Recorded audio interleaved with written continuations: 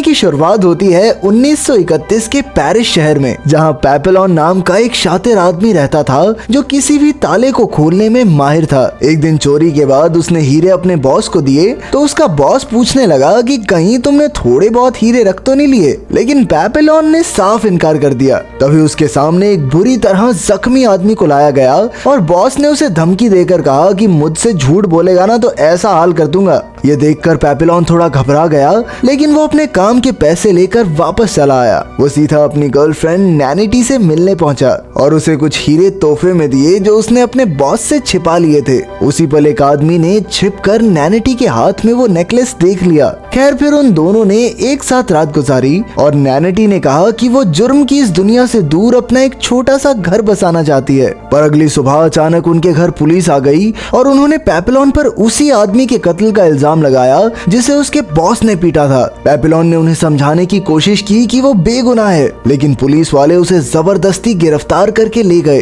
पेपेलॉन समझ गया था कि ये पुलिस वाले उसकी कोई बात नहीं सुनेंगे, इसीलिए उसे इस जेल से भागना ही होगा। इसके बाद पेपेलॉन ने जूलॉट नाम के एक कैदी से दोस्ती की। जूलॉट ने उसे बताया कि यहाँ से भागने के लिए बहुत सारे पैसों की जरूरत है। फिर उसने डेगा नाम के कैदी की तरफ इशारा करके कहा कि ये तुम्हारी मदद कर सकता है। असल में डेगा के पास बहुत पैसा था, लेकिन फिर एक दिन वो नकली नोट बनाता पकड़ा गया। खैर फिर सभी कैदियों को कश्ती के जरिए पीनल कॉलोनी नाम की एक जेल में भेज दिया गया। जब रात हुई तो पेपेलॉन ने डेगा से कहा कि मैं पैसों के बदले में जेल में तुम्हारी सुरक्षा कर सकता हूँ, लेकिन डेगा ने उसका ऑफर ठुकरा दिया। उस रात सोते समय डेगा ने देखा कि किसी ने उसके साथ सो रहे कैदी का बेरहमी से कत्ल कर दिया, क्योंकि उसने अपने पेट में पैसे छिपा रखे थे। ये देखकर डेगा बुरी तरह डर गया और अगली सुबह उसने पेपेलॉन की शर्त मान ली। शर्त के मुताबिक पेपेलॉन डेगा की सुरक्षा सिर्फ तब तक करेगा जब तक वो जेल नहीं पहुंच जाते। असल में डेगा पेपेलॉन के साथ जेल से भागना नहीं चाहता था,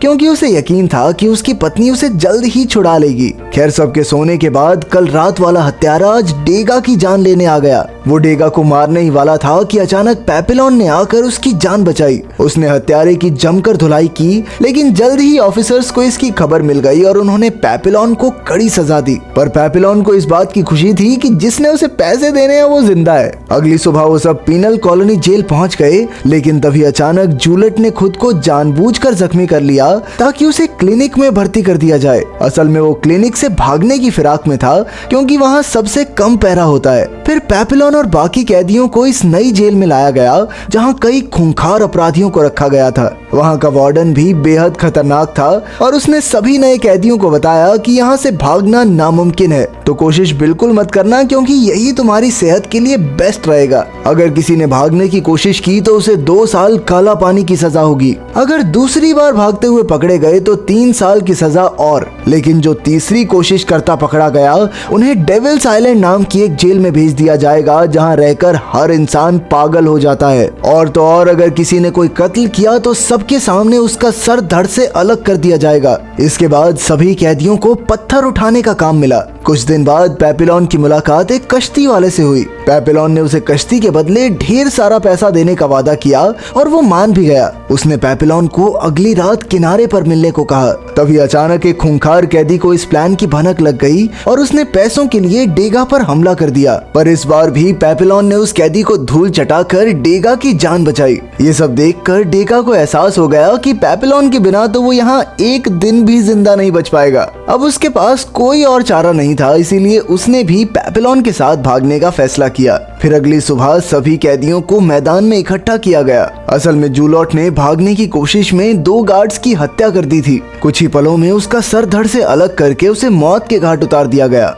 उसे देखकर वहां मौजूद सभी कैदियों की रूह कांप गई। इसके बाद वार्डन ने पेपेलॉन और डेगा को जूलॉट की लाश शमशान में ले जाने का हुक्म दिया। पर रास्ते में अचानक डेगा उल्टियां करने लगा, क्योंकि उसने आज तक कोई लाश ही नहीं देखी थी। तब पेपेलॉन ने उसे समझाने की कोशिश की, पर कोई फायदा नहीं हुआ। तभी एक गार्ड ने वहां आकर डेगा को लाश उठाने को कहा, लेकिन जब डेगा नहीं माना तो वो डेगा पर कोहड़े बरसाने लगे। मगर पेपेलॉन से ये सब नहीं देखा गया, इसीलिए उसने गुस्से में एक पत्थर उठाकर गार्ड के सर पर दे मारा। इसके बाद वो वहां से भाग निकला, लेकिन बेचारा डेगा तो डर के मारे हिल भी नहीं पाया। खैर रात को पेपेलॉन नदी किनारे कश्ती वाले से मिलने पहुंचा। जब पेपिलोन ने उससे कश्ती मांगी तो वो आदमी जोर जोर से हंसने लगा। पेपिलोन ने मुड़कर देखा कि गार्ड्स ने उसे चारों ओर से घेर लिया था।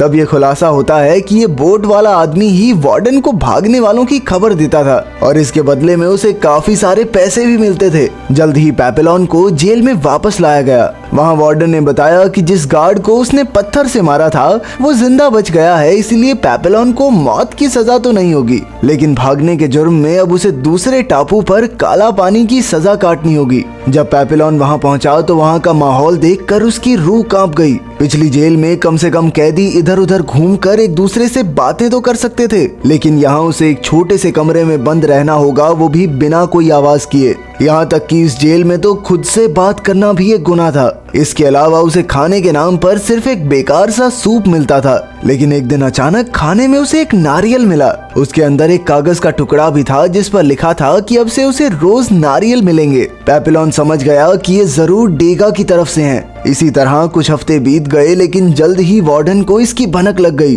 और उसने गुस्से में उस गार्ड को मार डाला जो पेपिलोन को खाना देने जाता था। इसके बाद उसने पेपिलोन से पूछा कि इसके पीछे किसका हाथ है, लेकिन पेपिलोन ने कोई जवाब नहीं दिया। तब वार्डन ने गुस्से में कहा कि अब से उसे आधा कटोरा सूप ही मिलेगा। इसी तरह 1 महीना बीत गया और अब खाने की कमी की वजह से पेपिलोन सूख कर कांटा हो गया था। एक दिन वार्डन अचानक उसके लिए स्वादिष्ट खाना लेकर आया और उसे नारियल भेजने वाले का नाम पूछा, लेकिन इस बार भी पेपिलोन ने मुंह नहीं खोला। तब गुस्से में आकर वार्डन ने उसे बाकी की सजा अंधेरे में काटने का हुक्म दिया। अब पेपिलोन की हालत बद से बदतर हो गई थी। ना उसे ढंग का खाना मिलता, ना किसी से बात कर सकता, और अब अंधेरे की वजह से तो उसे आसपास की चीजें तक दिखाई नहीं दे रही थी। जल्द ही अकेलेपन और भूख की वजह से उसकी दिमागी हालत बिगड़ने लगी। अब वो इतना कमजोर हो गया कि हिल भी नहीं पा रहा था, इसीलिए उसे हॉस्पिटल ले जाना पड़ा। इत्तेफाक से डेगा भी अब उसी जेल में काम करने लगा था। पिछले 1 साल में उसने वार्डन का भरोसा भी पूरी तरह जीत लिया था। एक दिन डेगा पेपिलोन से मिलने आया और तब उसे पता चला कि पेपिलोन तो बस पागल होने का नाटक कर रहा था। वो जानता था कि इस तरह वो आम जेल में वापस लौट सकता है। इसके बाद वो दोबारा से जेल से भागने का प्लान बनाने लगे, पर इस बार उन्होंने 2 और कैदियों की मदद लेने का फैसला किया। पेपिलोन ने सिलियर नाम के कैदी को चुना जो काफी हट्टा कट्टा था, और डेगा ने चुना मैचुरेट को जिसे अक्सर सभी परेशान करते थे। अब डेगा ने अपने सारे पैसे सिलियर को दिए जिससे उसने कश्ती खरीदी। फिर अगली रात जब सबको फिल्म दिखाई जा रही थी तभी उन चारों ने भागने का फैसला किया। हालांकि डेगा को काफी डर लग रहा था, लेकिन पेपिलोन ने उसे समझाया कि यही उनका आखिरी मौका है। इसके बाद डेगा प्लान के मुताबिक फिल्म देख रहे ऑफिसर्स को शराब देने पहुंचा। उसने बड़ी चालाकी से शराब में नशे की गोली मिला दी और फिर मेन दरवाजे की चाबी चुराने के मौके का इंतजार करने लगा। दूसरी ओर पेपिलोन अपने बाकी साथियों के साथ डेगा के आने का इंतजार कर रहा था, लेकिन अचानक से जोरदार बारिश शुरू हो गई।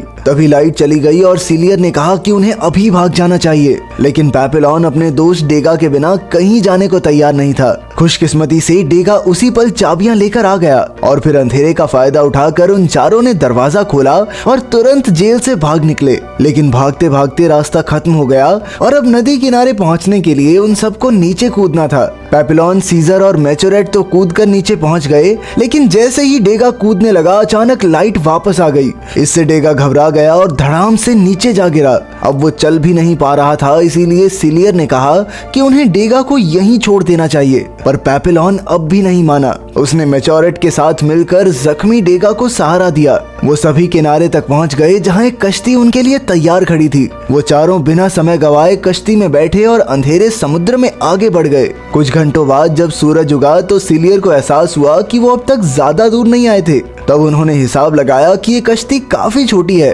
और ये 4 लोगों का भार तो नहीं उठा सकती। साथ ही एक भयंकर तूफान तेजी से उनकी ओर बढ़ने लगा।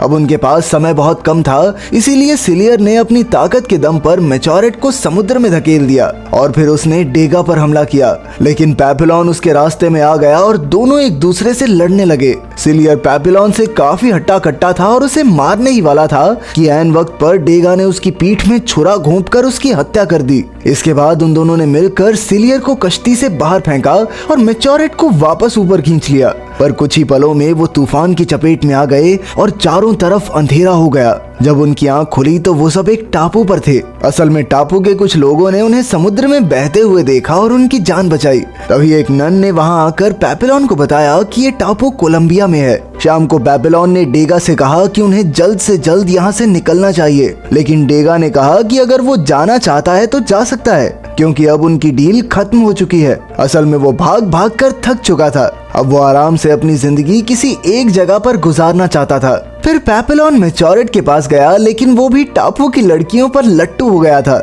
आखिरकार पेपेलॉन ने अकेले ही वहाँ से निकलने का फैसला किया, पर तभी अचानक उसकी नजर कुछ ऑफिसर्स पर पड़ी और वो समझ गया कि उस चालाक नन ने उनकी खबर पुलिस को दे दी है। अब पेपेलॉन ने फटाफट जाकर डेगा को उठाया, लेकिन उसी पल ऑफिसर्स ने उन्हें पकड़ लिया।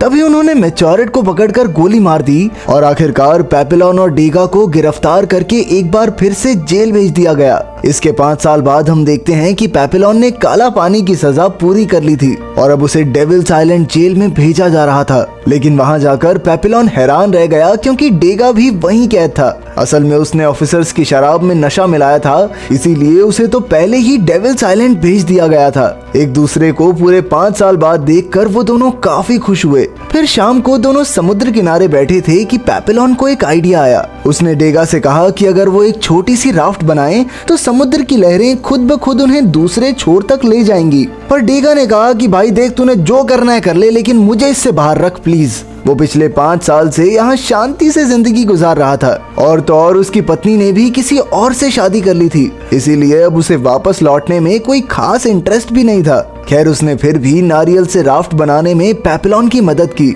अगली सुबह दोनों दोस्तों ने एक दूसरे को गले लगाकर अलविदा कहा और फिर पेपेलॉन राफ्ट समुद्र में फेंक कर उस पर कूद गया। खुशकिस्मती से उसका प्लान कामयाब रहा और लहरें उसे दूसरी ओर ले जाने लगी। उसे जाते देख डेगा की आंखों में भी